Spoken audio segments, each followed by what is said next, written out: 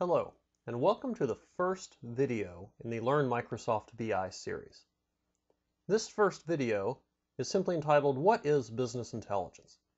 And in it, you'll get a very high-level overview of what a BI solution is all about and why a company might undertake it. Now, unlike most future videos, this first one is just all slides and some disconnected voice talking. Future videos will consist mostly of demonstrations of the Microsoft tools. But this first one is just very generic and discusses just what is business intelligence all about. So the first thing to do is look at the problem that exists, and companies use business intelligence to try to solve this particular problem. And that problem is that most companies actually have a lot of data. In fact, a study back around 2000 showed that most companies are doubling the amount of storage they have every 12 to 18 months. So companies have a wealth of data stored in various places. But the problem is, well, one of the problems is it may not be the right data. So for example, I've worked with a number of companies that decide to track a particular metric about the organization only to discover that they're not currently collecting any data that would allow them to look at that information. So while they have a lot of data, they may not be storing the right information. And more commonly, you hear a phrase in the IT world that says, well, data is not information. This is very true. Data by itself is fairly meaningless. You have to put it into context and make it in some format that is easy to understand and easy to grasp. And so we'll talk a lot about that throughout these videos, because that is one of the absolute key elements of a BI solution. In addition, companies usually have data spread across all kinds of different systems. They'll go out at some point and they'll buy a human resources system. They'll buy a financial system. They'll buy a manufacturing system. They'll buy these various systems from different vendors, and they may run on different operating systems. They may have different database engines that run them. And this means that the data is spread out all over the place in very different formats. So for example, the HR system and the financial systems probably both have employees stored, but it may be in completely different formats. So companies have all of this data spread out all over the place. It's hard to bring it together to make it consistent and then turn it into some kind of actionable format, something that's easy to grasp and make decisions on. So what is business intelligence? Well, first of all, business intelligence is a process. It is not a product that you buy and install and you're done and suddenly have business intelligence. But it is an actual process that aims to take all of this data and bring it together and allow users to make better decisions faster. That's really what it's all about, is I somehow want to take the organization's data, bring it together and make it actionable, make it easy to understand, and make it useful so that I can use it to drive better business decisions. Now, the first part of this often involves now taking this data from all of these various areas in the organization and bringing it together into some consolidated and consistent format. We'll talk a whole lot about that, and you'll see several videos that talk about this whole process of consolidating this information and making sure that it is consistent. This process, this part of the process, is really kind of the data warehousing process, which I'll talk about in just a moment.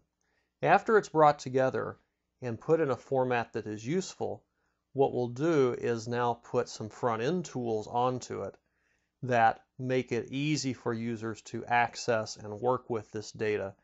And that's really what brings the value home to the organization. Now, sometimes these are referred to generically as decision support systems. A much older term that really isn't used much anymore is the old executive information system. But really, that's what we're talking about. Those same two concepts are really now all rolled up into a generic area called business intelligence. So I mentioned in the previous slide the term data warehousing. And data warehousing is actually part of a business intelligence process.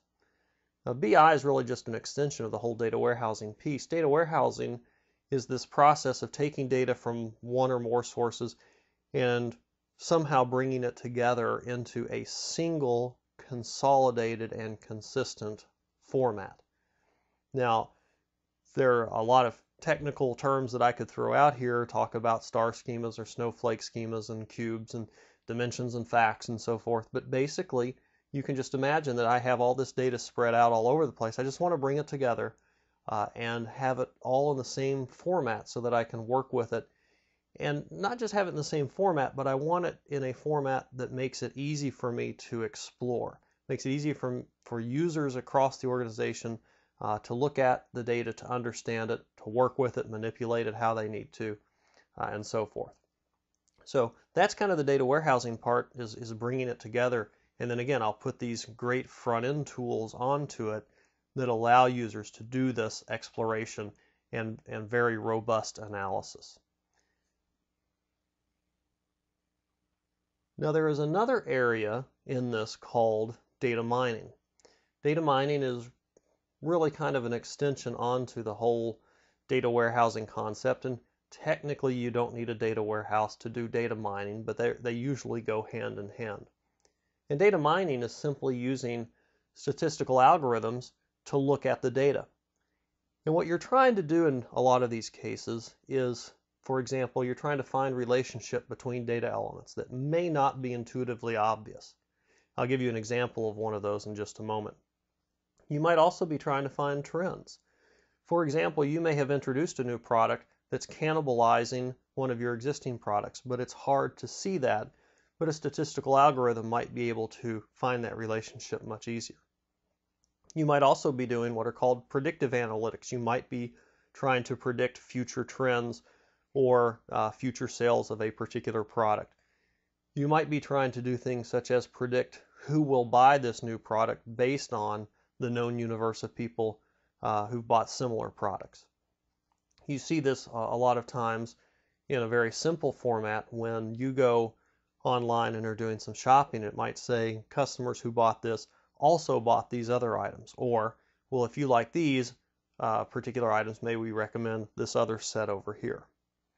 A real-world example of where data mining was used that's often cited is the beer and diapers story. A chain of stores, a convenience stores, discovered that with some data mining, a relationship between the sale of diapers and the sale of beer, which they thought was certainly strange. But in looking at it, basically what was happening in a lot of cases were that late at night, the baby would wake up crying, the wife would send the husband to the store to get some diapers because they were out, and while there, he would say, "Oh, what the heck," and he'd pick up some beer. So it actually led this store chain to place coupons on the diapers for discounts on beer and so forth. Very interesting use of data mining. Now with business intelligence, there are a number of users that can benefit. In fact, really, probably anyone in the organization can benefit from data mining or business intelligence in one way or another. And in fact, it can spread beyond the organization to external people, customers or vendors of the organization can benefit from a BI solution. So you can see here a list, and I'll go over this in the next video and talk about the different users and actually show examples of solutions that these different users might be able to access in a BI solution.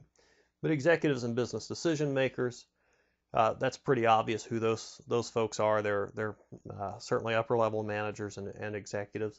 You have information workers that can include managers and non-managers who are still making decisions, and we'll talk a lot about those.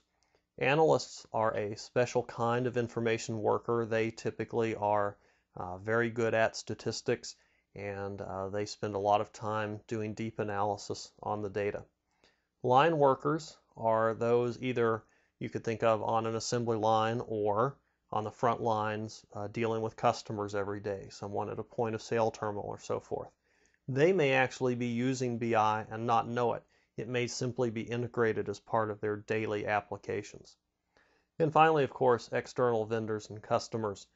You can open some of this data up using often web-based tools that allow people from outside the organization to see some of the information that they need in order to better serve you, or in order to look at their past orders and so forth. So these are all users who could benefit from a BI solution. And one of the interesting things about this is that they often need a totally different set of tools in order to work with the data. They just have different needs in how they need to consume this data. And a well-structured BI solution can have a variety of different tools accessing the same set of data at the same time. And that makes it a very robust and accessible solution. So what have you learned? Well, again, from a very high level, BI is a process. It's not a one-time deal. It's not a product you buy. It is a full-blown process. And typically companies start by trying to consolidate data and then present it in ways that users in the organization can look at it, understand it very quickly, and make informed decisions based on that information. And, as I just discussed, a single solution can actually deliver data to a whole host of users, both internal and external, using a wide variety of tools with different capabilities depending on their needs for working with the data. So with that, I'll get ready and make the next video in which you will see some of the different tools that are available to support these different users in a BI solution, and you'll start to see some of this power being used against an actual data warehouse.